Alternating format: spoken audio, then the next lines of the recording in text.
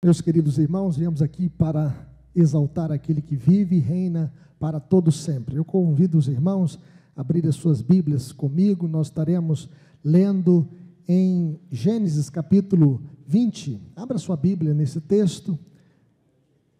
Gênesis capítulo 20, de 1 a 18, é o texto que nós estaremos lendo para a nossa meditação. Você que está acompanhando em casa, abra também a sua Bíblia. Eu convido os irmãos a se colocarem em pé e vamos ler este texto da palavra de Deus para a nossa edificação.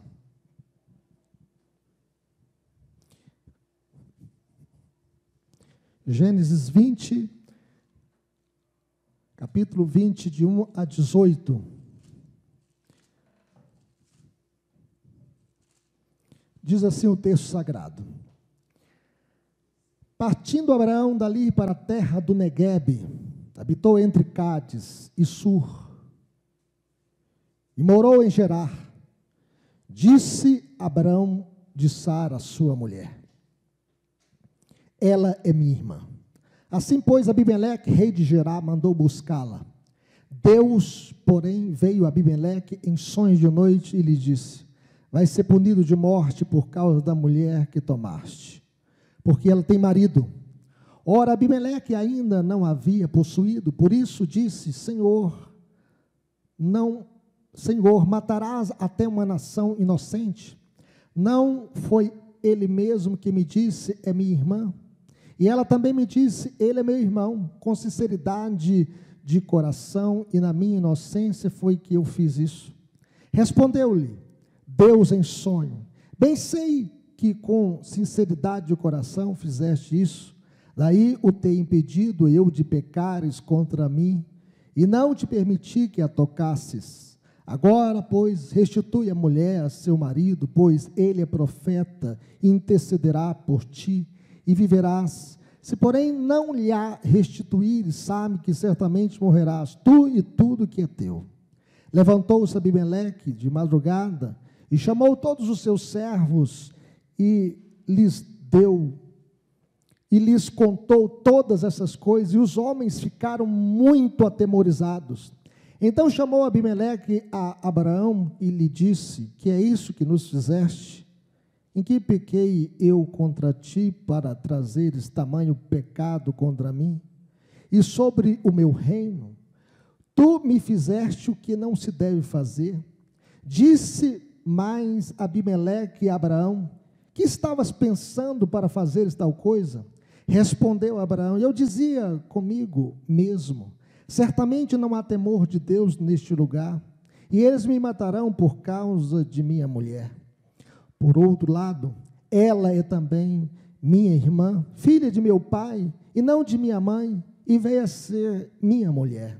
Quando Deus me fez andar errante da casa de meu pai, eu lhe disse a ela: Este favor me farás. Em todo lugar em que entrarmos, dirás a meu respeito: Ele é meu irmão. Então Abimeleque tomou ovelhas e bois e servos e servas, e os deu a Abraão, e lhe restituiu a Sara, sua mulher. Disse Abimeleque: A minha terra está diante de ti, habita onde melhor te parecer. E a Sara disse: Dei 1000 siclos de prata a teu irmão. Será isto compensação por tudo quanto se deu contigo, e perante todos estás justificada. E orando Abraão, sarou Deus Abimeleque, sua mulher e suas servas, de sorte que elas pudessem ter filhos, porque o Senhor havia tornado estéreis todas as mulheres da casa de Abimeleque por causa de Sara, mulher de Abraão. Que Deus nos abençoe. Vamos falar com Deus, vamos pedir que Ele possa falar ao nosso coração por meio da sua santa palavra. Oremos ao Senhor. Pai bendito, que o Senhor esteja abençoando o teu povo, abençoando a tua igreja, abençoando, Deus, irmãos que estão aqui no templo e aqueles que estão em casa, que todos nós sejamos edificados, iluminados, tocados pelas tuas palavras, ó Deus, iluminados, ó Deus, para que possamos entender as tuas verdades e que possamos extrair deste texto, ó Deus, lições que possam marcar a nossa vida hoje e para sempre. no nome de Jesus, para a glória de Jesus. Amém. Podeis assentar, meus irmãos. Qual medo paralisa a sua vida? Qual o medo que te faz olhar para trás? Qual é o medo que te faz mentir? Qual é o medo que te faz abrir mão das promessas de Deus?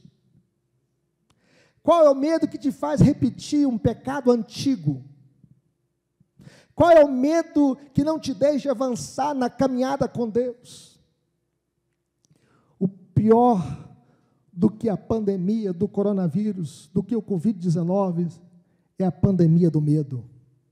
O mundo parou em face do Covid-19, o medo da morte, o medo da perda dos entes queridos, o medo da perda dos empregos, o medo do caos social, da fome, o medo dos filhos não concluírem o ano letivo, o medo do sistema de saúde entrar em colapso.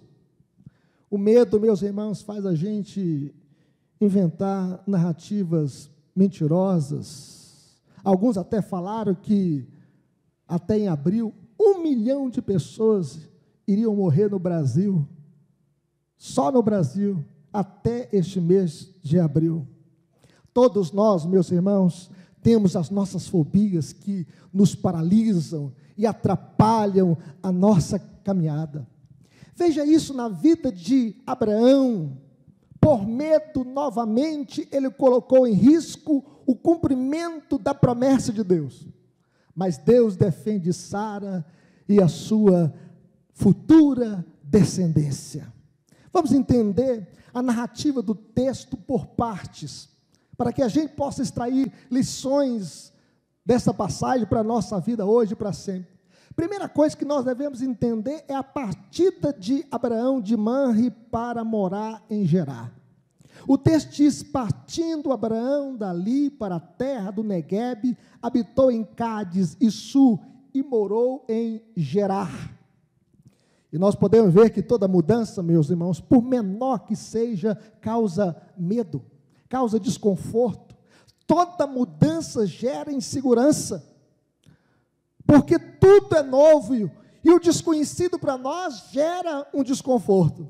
Gerar, vocês podem ver aí no mapa, Gerar estava localizada na fronteira do território filisteu, a meio caminho entre Gaza, no mar Mediterrâneo e Beceba, no norte do Neguebe, que era um lugar de deserto, uma terra infértil. Mas quando a chuva caía sobre esta região, tudo ficava verde e frutífero. Abraão tinha vivido aproximadamente 20 anos na terra de Hebrom, nos cavalhais de Manre. E nós sabemos, meus irmãos, que mudança gera desconforto, insegurança. Abraão então mudou para esse lugar. Nós não sabemos as razões dessa mudança. No entanto, há algumas possibilidades. A primeira possibilidade, talvez por causa da destruição de Sodoma e Gomorra. Talvez porque a região ficou prejudicada por causa da destruição de Sodoma e Gomorra. Talvez porque ele queria ampliar os seus negócios, os seus empreendimentos em outra região mais promissora. O fato é, meus irmãos, é que Deus chamou Abraão para uma caminhada de fé, para ser um missionário por onde ele passar, para ser peregrino neste mundo, aguardando a cidade celestial, para ser um testemunho vivo e firme do Deus vivo e verdadeiro, e ser uma bênção para todas as famílias da terra. Ele morou em Gerar, e morando ali, ele deveria ser uma bênção nas mãos de Deus. Mas nós observamos, em segundo lugar, a negação de que Sara era sua esposa. Toda mudança, por menor que seja, gera insegurança, desconforto. E disse Abraão de Sara, sua mulher: ela é minha irmã. Veja bem que Abraão, mais uma vez em sua peregrinação, por medo de perder a sua vida em Gerar, negou que Sara era sua esposa para se proteger, para se livrar da morte, pensando o seguinte: esses homens são ímpios, e eles vão me matar por causa de Sara. E nós percebemos, meus irmãos, que Abraão, ele foi um covarde mais uma vez. Ele colocou a sua mulher na frente para salvar a sua pele. Alguns chegam a dizer, é como se a pessoa estivesse dirigindo em alta estrada, aí tem um caminhão bem forte na sua frente, e ele, então, para se livrar, ele joga o lateral do carro onde está a esposa, né, para se defender, porque aí tem mais lugar para bater na lata, na mulher, até chegar nele. Então, nós podemos perceber que ele colocou a sua mulher na frente para salvar a sua pele. Lá no Egito, Sara tinha 65 anos, e ela estava no auge de sua beleza, já que a vida dos patriarcas é uma vida longa. Por exemplo, Sara morreu com 127 anos, Abraão morreu com 175 anos, mas agora, aqui em Gerar, Sara tinha 90 anos, e o texto não ressalta mais a sua beleza, mas mesmo assim, Abraão mentiu para se proteger. Abraão, mais uma vez, por medo, coloca em perigo a promessa de Deus. Abraão disse consigo mesmo: certamente não há temor de Deus neste lugar, e eles me matarão por causa de minha mulher. A entrega de Sara a Abimeleque, meus irmãos, e Abimeleque significa meu pai, é rei, ameaça arruinar a promessa de Deus, pois como Abraão e Sara poderiam ter um filho se ela estivesse nos braços de outro homem? Porque o texto disse que Abimeleque tomou Sara e levou-a para o palácio. E aqui nós aprendemos, meus irmãos, que o marido não deve expor a castidade e a honra de sua mulher. Ele deve ser o seu protetor. O marido deve estar disposto a morrer por causa de sua esposa para protegê-la. Ele deveria não expor a sua esposa ao perigo e também expor a sua castidade e honra. O marido deve vigiar e orar para não cair no mesmo pecado. E nós podemos ver aqui que Abraão caiu no mesmo pecado. Devemos vigiar, meus irmãos, para não voltarmos a cair nos mesmos erros do passado. Isso que Abraão tinha cometido, esta mentira, ele cometeu no Egito, há 25 anos atrás, ele volta a repetir o mesmo erro. Devemos lutar, meus irmãos, contra o pecado. A Bíblia diz que na vossa luta contra o pecado, ainda não tendes resistido até ao sangue. Nós devemos resistir ao pecado, nós devemos lutar contra o pecado da mentira, do engano, do engodo, do temor aos homens, dos maus desígnios, dos homicídios, dos adultérios, dos furtos, dos falsos testemunhos, das blasfêmias. Nós devemos resistir ao pecado até ao sangue, diz o texto. Mas nós podemos ver ainda o terceiro ponto, meus queridos irmãos, que Deus protege a sua promessa. O texto diz que Deus, porém, veio a Abimeleque em sonhos de noite e lhe disse: vais ser punido de morte por causa da mulher que tomaste, porque ela tem marido. E nós podemos ver aqui, meus irmãos, que apesar da fraqueza de Abraão, a graça de Deus foi exaltada. Deus veio a Abimeleque em sonhos de noite. Deus intervém, meus irmãos, para nos salvar da nossa tolice, executando o seu plano glorioso na nossa vida, cumprindo as suas promessas na nossa vida, apesar de nós. E Deus falou por meio de sonhos. Sonhos eram um método de revelação de Deus. Deus falou muitas vezes por sonhos aqui no livro de Gênesis. Nos primeiros anos dos patriarcas, Deus se comunica por meio de teofanias, que era uma manifestação visível de Deus, em sonhos e visões. Na Torá, Deus falou com Moisés face a face. Aos profetas, Deus dá sonhos e visões. Nos escritos, nos livros históricos, nos livros poéticos, na maioria das vezes, Deus age por meio da sua providência. E na nova aliança, Deus nos falou por meio do seu Filho. E a Bíblia diz aqui, em Hebreus 1, 2 e 3, o seguinte: havendo Deus falado muitas vezes aos pais pelos profetas, nesses últimos dias nos falou pelo Filho, a quem constituiu herdeiro de todas as coisas. Jesus é a revelação encarnada, é a última revelação de Deus. E hoje, meus irmãos, Deus fala por meio da palavra escrita, inspirada pelo Espírito Santo, revelação completa de Deus para nós. Paulo chega a dizer o seguinte: toda a escritura é inspirada por Deus e útil para o ensino, para a repreensão, para a correção, para a educação na justiça, a fim de que o homem de Deus seja perfeito e perfeitamente habilitado para toda boa obra. A Bíblia tem que ser estudada. Jesus diz: examinai as escrituras, porque julgais ter nelas a vida eterna, e são elas mesmas que testificam de mim.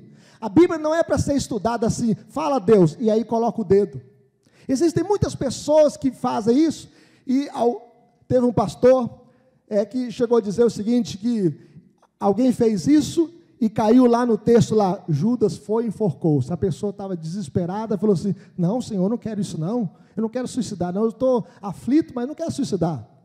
E aí ele fala: Senhor, fala, porque o teu servo ouve. Aí abriu a Bíblia novamente, e caiu em outra passagem bíblica, e a passagem bíblica é o seguinte: vai tu e procede de igual modo. E a pessoa então colocou o dedo ali, examinando a Bíblia de maneira aleatória, e colocou o dedo, e aí a pessoa orou a última oração: fala, Senhor, que o teu servo ouve, fala, Senhor, porque eu preciso de uma palavra do Senhor, nesse exato momento. E a pessoa colocou o dedo, e a resposta foi: o que tens para fazer, faz depressa. Meus queridos irmãos, não é assim que se consulta a Bíblia. A Bíblia é para ser examinada. A Bíblia tem o seu texto e o seu contexto, e nós devemos então extrair da Bíblia a palavra de Deus para a nossa vida, entender a sua revelação, entender a revelação de Deus para a nossa vida. Nós devemos estudar as Escrituras Sagradas, porque a Bíblia é lâmpada para os nossos pés e luz para os nossos caminhos. Mas nós podemos ver aqui também nessa passagem, meus irmãos, que o adultério é um pecado digno de morte. Deus disse: vai ser punido de morte por causa da mulher que tomaste, porque ela tem marido. Como você vê o pecado? Como algo comum e banal? Não tem nada a ver? Deus olha o adultério, meus irmãos, como um pecado digno de morte, que merece a morte. O pecado é a pior desgraça deste mundo. O pecado é pior do que qualquer calamidade, ou vírus, ou coronavírus, ou Covid-19. O salário do pecado é a morte. Nós devemos amar o que Deus ama e odiar o que Deus odeia. Deus ama a família, mas Deus odeia a destruição de uma família pela infidelidade conjugal. Casamento é projeto de Deus. Não existia a lei escrita, mas existia a lei escrita no coração: não adulterarás. Já existia o princípio da lei no coração dos homens. Não existia a lei escrita: não furtarás, mas existia o princípio da lei: você não pode tomar o que é do outro. Deus, meus irmãos, odeia o pecado. Deus odeia a infidelidade conjugal. E Deus ama a família. E é por isso que nós devemos lutar pela família. Deus pune, meus irmãos, não só o ato cometido, mas Deus pune as intenções más do coração. Só pela intenção de pecar, Deus já estava punindo Abimeleque. As mulheres ficaram estéreis, Abimeleque ficou doente. Se um homem se aproxima de uma mulher que pertence a outro homem com intenção impura no coração, isso já é suficiente para atrair a ira de Deus. Jesus disse, meus irmãos, qualquer que olhar para uma mulher com intenção impura no coração, já adulterou com ela. Se você tem pensamentos adulterinos, inclinações adulterinas, esses pecados são pecados que despertam a ira de Deus, são pecados que deixam as pessoas doentes, são pecados que levam à morte. É por isso, meus irmãos, que o foro íntimo escapa do juízo humano, mas o foro íntimo não escapa do tribunal de Deus. Outra questão também, ninguém é perdoado, meus irmãos, automaticamente com a falta de conhecimento. Olha aqui que Abimeleque falou, não foi ele mesmo que me disse, é minha irmã? E ela também me disse, ele é meu irmão? Com sinceridade de coração e na minha inocência foi que eu fiz isso.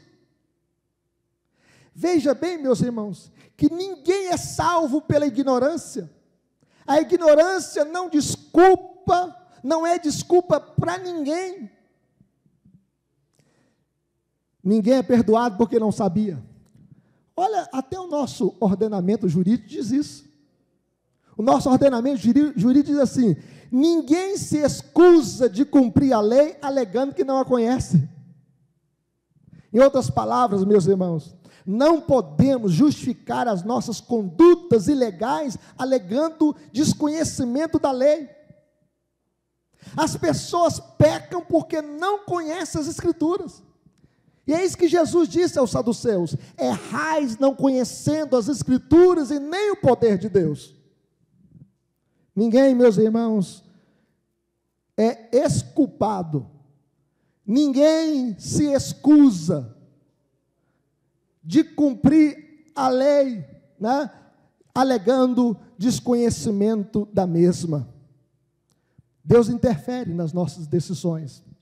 Veja bem, respondeu-lhe Deus em sonho, bem sei que com sinceridade de coração fiz isso, daí o tenho impedido eu de pecares contra mim, e não te permiti que a tocasses, agora pois restitui a mulher a seu marido, pois ele é profeta e intercederá por ti e viverás, se porém não lhe restituir, sabe que certamente morrerás, tu e tudo que é teu. Deus intervém, meus irmãos, para impedir que Abimeleque se deitasse com Sara, e aí nós podemos ver que daí o ter eu impedido de pecares contra mim e não te permitir que a tocasses. E aqui nós podemos ver, meus irmãos, que o deísmo ensina o seguinte, que Deus criou todas as coisas, mas Deus não interfere mais na história dos homens. Isto é uma mentira, meus irmãos. O crente arminiano diz, Deus respeita a minha vontade, o meu livre arbítrio. Meus irmãos, se Deus quiser agir, Ele atropela a nossa vontade e lança o nosso livre-arbítrio na lata do lixo. Se Deus, meus irmãos, respeitasse o nosso livre-arbítrio, nenhum de nós seria salvo, nenhum de nós seria crente, porque a nossa vontade sem a graça de Deus, meus irmãos, é só de pecar. A nossa vontade sem a graça de Deus é de correr de Deus como Adão correu lá no paraíso. A nossa vontade não é de se aproximar de Deus, mas é de correr de Deus. Se Deus quiser interferir nos meus planos, meus irmãos, e frustrar a minha vontade e desejo, Ele vai fazer isso. Jesus nos ensinou a orar dizendo o seguinte, Pai nosso que estás nos céus, santificado seja o teu nome, seja feita a tua vontade, assim na terra como nos céus. E aqui nós podemos ver, meus irmãos, que a vontade de Deus é soberana, mas a vontade do eu não é soberana. Olha o que a Bíblia diz, o coração do homem pode fazer planos, mas a resposta certa dos lábios vem do Senhor. O nosso coração pode fazer planos, mas a resposta certa vem dos lábios do Senhor. A vontade de Deus é soberana, mas a vontade do eu não é soberana. Se Deus quiser intervir, agir na nossa vontade, Ele o faz, porque se não fosse assim, nenhum de nós seria crente. Nenhum de nós estaria na presença do Senhor. E Deus aqui impediu, meus irmãos, que Abimeleque deitasse com Sara, impediu que ele a tocasse, para que as suas promessas fossem protegidas. Mas nós podemos ver, em quarto lugar, que Abimeleque repreende a atitude de Abraão. Veja bem, que o texto mostra aqui que Abimeleque levantou bem cedo, de madrugada, e contou tudo para os seus servos, e esses homens ficaram atemorizados. Abraão, meus irmãos, temeu os homens de Gerar, mas os homens de Gerar temeram a Deus. E nós podemos ver aqui que Abimeleque chama Abraão e faz uma séria repreensão, que é isso que fizeste? Em que pequei eu contra ti para trazeres tamanho pecado sobre mim, sobre o meu reino, e tu me fizeste o que não se deve fazer? Que estavas pensando para fazeres tal coisa? E aqui nós podemos ver, meus irmãos, que quando o homem perde a sua confiança em Deus, ele gera frustração, ele gera decepções, ele peca contra o Senhor. Abraão foi repreendido por um rei pagão, por deixar de confiar em Deus. Veja bem que Deus pode usar até os ímpios para repreender a nossa tolice, para nos corrigir. Muitas vezes Deus usa o ímpio para corrigir um crente desviado, que parou de confiar em Deus, que parou de andar com Deus. E além do mais, meus irmãos, o cuidado com o pecado de levar outros a pecar. Muitos pecados que nós cometemos, nós podemos levar outros a pecar. Por causa da mentira de Abraão, Abimeleque estava quebrando a ética matrimonial, não adulterarás. Você pode ser um canal de bênçãos, ou um canal de confusão. Você pode ser um ponto de apoio, ou uma pedra de tropeço. Você pode ser uma fonte de ajuda, ou uma fonte de tropeço. E aqui, Abraão foi uma pedra de tropeço na vida de Abimeleque. Por isso ele recebeu essa séria repreensão. Mas nós podemos ver, meus queridos irmãos, que Abraão, ele dá algumas desculpas esfarrapadas para Deus. E aqui a primeira desculpa que ele dá é que não há temor de Deus neste lugar. Ele respondeu a Abraão: eu dizia comigo mesmo, certamente não há temor de Deus neste lugar, e eles me matarão por causa da minha mulher. Quando o homem perde a sua confiança em Deus, meus irmãos, ele peca e faz julgamentos precipitados da conduta dos outros. Ele diz: certamente não há temor de Deus neste lugar.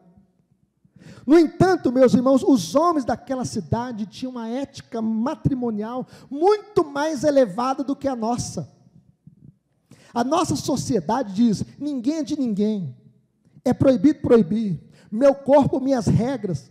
Abraão temeu os homens, e aqueles homens temeram a Deus. O medo, meus irmãos, faz a gente enxergar os obstáculos maiores do que na verdade eles são. Abraão, quando chegou em Gerar, ele pensou: todo mundo aqui não teme a Deus, então eu vou criar uma estratégia para livrar a minha pele da morte. Mas a segunda desculpa de Abraão é que ele diz: ela é também minha irmã. Por outro lado, ela é de fato também minha irmã, filha de meu pai e não de minha mãe, e veio a ser a minha mulher. Em outras palavras, Abraão estava dizendo: eu não menti, eu só omiti. Não é assim que muitas vezes a gente fala? Ah, eu não menti, né? Eu só omiti. Eu só não falei que ela era minha esposa. Eu disse que ela é minha irmã, e ela é minha irmã, minha meia-irmã. Quando o homem perde a sua confiança em Deus, meus irmãos, ele peca e começa a justificar os seus erros. E aqui nós podemos ver que Abraão estava justificando os seus erros. Eu não menti, eu omiti. Mas a terceira desculpa que ele dá, que ele fala o seguinte: eu fiz um acordo com Sara. Quando Deus me fez andar errante da casa de meu pai, eu disse a ela: este favor me farás, em todo lugar em que entrarmos, dirás a meu respeito, ele é meu irmão. O medo faz a gente inventar histórias falaciosas e mentirosas. Veja as previsões do ministro da Saúde, o ex-ministro da Saúde, Mandetta. O pico da pandemia do coronavírus é em março. Aí passou março, é em abril. Depois está chegando o final, ele falou, é em maio. Agora é em junho. O medo faz a gente inventar narrativas mentirosas. Depois ele sai e abraça todo mundo no ministério. Aí pode abraçar, pode cantar uma música popular brasileira e pode cumprimentar todo mundo sem máscaras. Ah, meus queridos irmãos, quando o homem perde a sua confiança em Deus, ele peca e começa a criar subterfúgios para salvar a sua vida. Em lugar de arranjarmos desculpas para os nossos pecados, meus irmãos, nós devemos confessar e abandoná-los. A Bíblia diz o seguinte: o que encobre as suas transgressões jamais prosperará, mas o que as confessa e deixa alcançará misericórdia. Quando nós somos confrontados com a palavra de Deus, nós não devemos dar desculpas esfarrapadas para Deus. Nós devemos reconhecer que somos pecadores e devemos pedir misericórdia a Deus e devemos abandonar os nossos pecados. Mas em sexto lugar, meus queridos irmãos, nós podemos ver que a bondade de Abimeleque para com Abraão e Sara. Veja a bondade deste homem. Então Abimeleque, meus irmãos, ele dá presentes a Abraão. O texto diz que ele pega ovelhas e bois e servos e disse mais ainda: a minha terra está diante de ti, habita onde melhor te parecer. Fica aqui conosco, eu estou te dando esses presentes. Abimeleque, meus irmãos, temeu a Deus e corrigiu a sua situação com Abraão. Isso é graça, meus irmãos, comum de Deus. A graça comum de Deus são operações gerais do Espírito Santo, pelas quais ele, sem renovar o coração, este homem era um rei pagão, mas a graça comum de Deus agiu no seu coração, sem regenerá-lo, e exerce tal influência sobre o homem por meio de sua revelação geral especial, que o pecado sofre restrição. Veja bem que Deus restringiu o pecado ali, e nós podemos ver ali que a justiça civil é promovida, a ordem mantida na vida social, bem como as bênçãos gerais de Deus. Deus manda a chuva sobre justos e injustos, a água, o alimento, a roupa, o abrigo que Deus dá a todos os homens indistintamente. Deus faz chover na horta do justo, mas faz chover também na horta do ímpio. Isto é graça comum de Deus. E aqui nós podemos ver que Abimeleque honrou a Sara e reparou a ofensa. E disse a Sara: dei 1000 ciclos de prata a teu irmão, será isso compensação por tudo quanto se deu contigo, e perante todos está justificada. Veja bem, meus irmãos, que era uma grande quantia de dinheiro. Alguns chegam a dizer que era 167 anos de um trabalhador babilônio. Era muito dinheiro. E ele deu 1000 ciclos de prata aqui a teu irmão, por compensação, por tudo que Sara sofreu. E disse mais: e perante todos está justificada. Além disso, meus irmãos, a honra de Sara foi restaurada perante os olhos de todos, porque logo à frente ela teria um filho. E as pessoas poderiam perguntar e dizer para Abraão: esse filho não é de Abraão, não, é de Abimeleque, porque ele levou ela para o palácio. Mas lá no palácio, Abimeleque não a tocou, não teve relações sexuais com ela, não a teve por mulher, não concretizou a intenção do seu coração, e ela então foi honrada perante os olhos de todos. Mas vejam, meus queridos irmãos, em sétimo lugar, nós podemos ver a intercessão de Abraão por Abimeleque e sua casa. E orando Abraão, sarou Deus Abimeleque, sua mulher e suas servas. Veja, meus irmãos, que todas as mulheres da casa de Abimeleque foram estéreis, ficaram estéreis por causa da atitude de Abraão. E nós podemos ver aqui que quando um homem perde a sua confiança em Deus, ele gera dor e sofrimento. Mas Deus não chamou Abraão para ser um tropeço, mas para ser o quê? Uma bênção, um intercessor. Deus já havia dito para Abimeleque: agora, pois, restitui a mulher a seu marido, pois ele é profeta, intercederá por ti e viverás. Se, porém, não lhe a restituires, sabe que certamente morrerás, tu e tudo que é teu. Abraão, meus irmãos, foi chamado para abençoar e não amaldiçoar. O Senhor disse para Abraão: em ti serão benditas todas as famílias da terra. E o texto diz assim, que orando Abraão, Deus sarou Abimeleque, sua mulher e suas servas, de sorte que elas puderam ter filhos.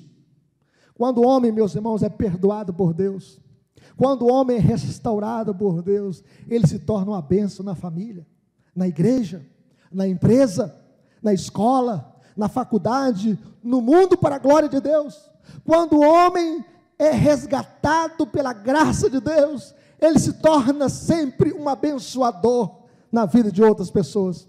E eu quero dizer para você, meu irmão e minha irmã, você foi chamado para abençoar, você foi chamado para ser um canal de bênção, você foi chamado para ser usado por Deus, você foi chamado para interceder por esta terra, assim como Abraão foi chamado para ser um intercessor, para ser um canal de bênção ali em Gerá, para ser um canal de bênção por onde ele passasse, porque o Senhor disse: em ti serão benditas todas as famílias da terra.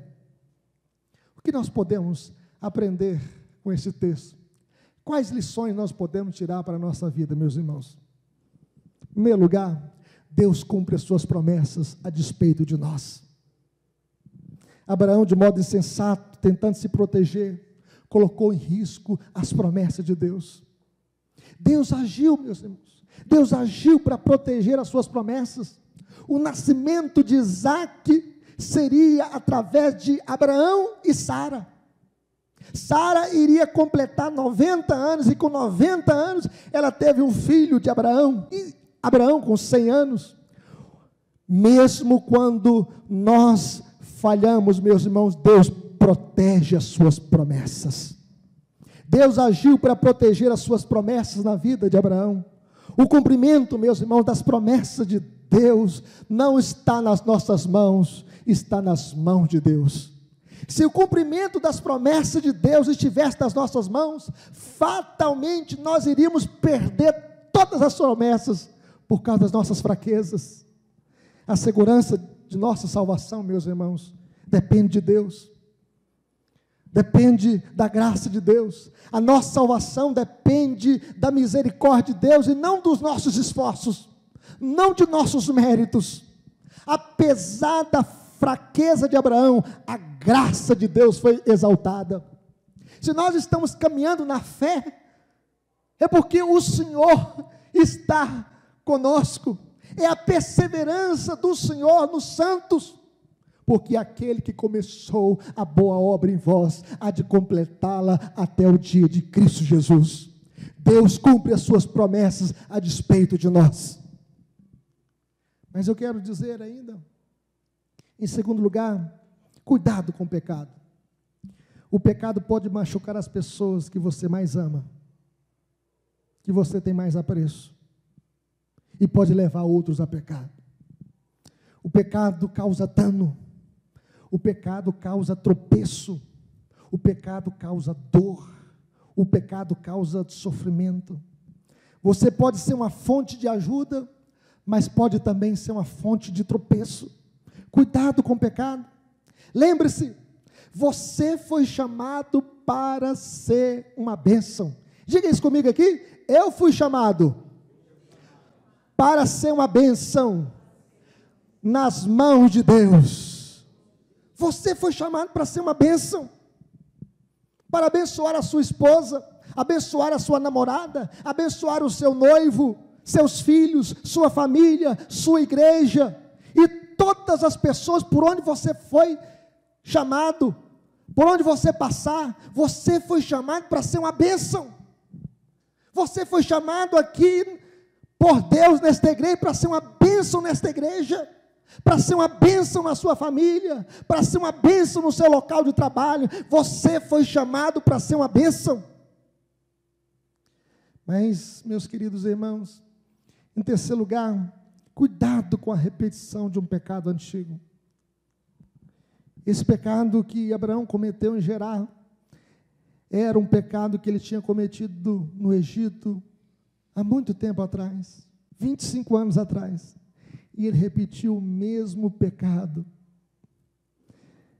Cuidado com os hábitos pecaminosos, cuidado com os pactos pecaminosos.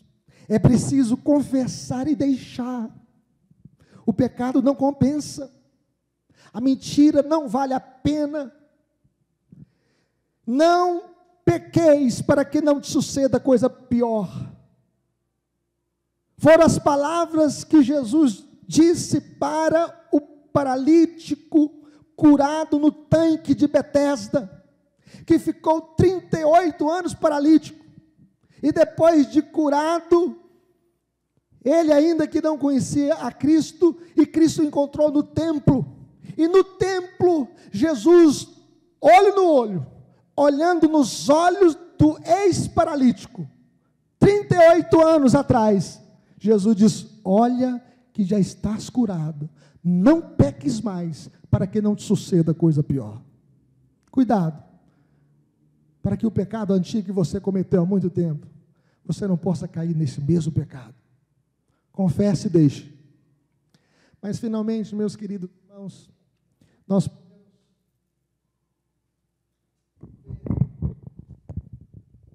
aqui nesse texto, em último lugar, nós podemos ver que em seu papel de intercessor em favor dos gentios, Abraão prefigura a Jesus Cristo.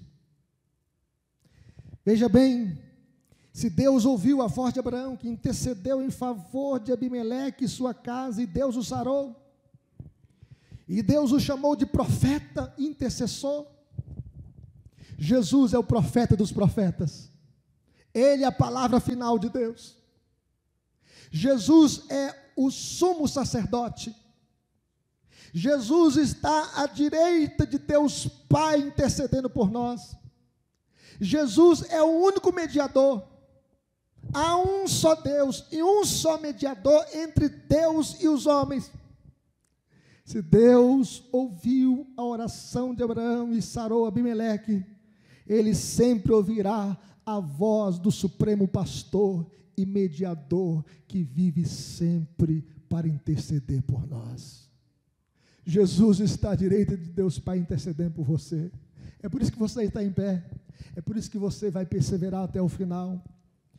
E o escritor aos Hebreus, ele chega a dizer: por isso também pode salvar totalmente os que por ele se chegam a Deus, vivendo sempre para interceder por eles. Paulo pergunta: quem os condenará? É Cristo Jesus quem morreu, ou antes quem ressuscitou, o qual está à direita de Deus e também intercede por nós. E nós podemos ver aqui que a morte, a ressurreição e a intercessão de Cristo garantem a nossa salvação. Nós podemos ter certeza da nossa salvação, porque Cristo entrou na nossa vida para nunca mais sair. E que Ele, como Deus homem, e como homem assentado à direita de Deus Pai, e como Deus presente em todo lugar, Ele está intercedendo por nós. Devemos olhar para Cristo. Ele intercede pelos pecadores. Ele roga por nós pecadores. Ele é o mediador entre Deus e os homens. E as promessas, meus queridos irmãos, de Deus na nossa vida se cumprem a despeito de nós. As promessas de Deus se cumprem não pelos nossos méritos, mas por causa da graça de Jesus, por causa da misericórdia de Deus, por causa do amor de Deus. Deus não desistiu de Abraão. E Deus cumpriu na vida de Abraão as suas promessas. E Deus cumprirá na nossa vida todas as suas promessas. Que Deus nos abençoe.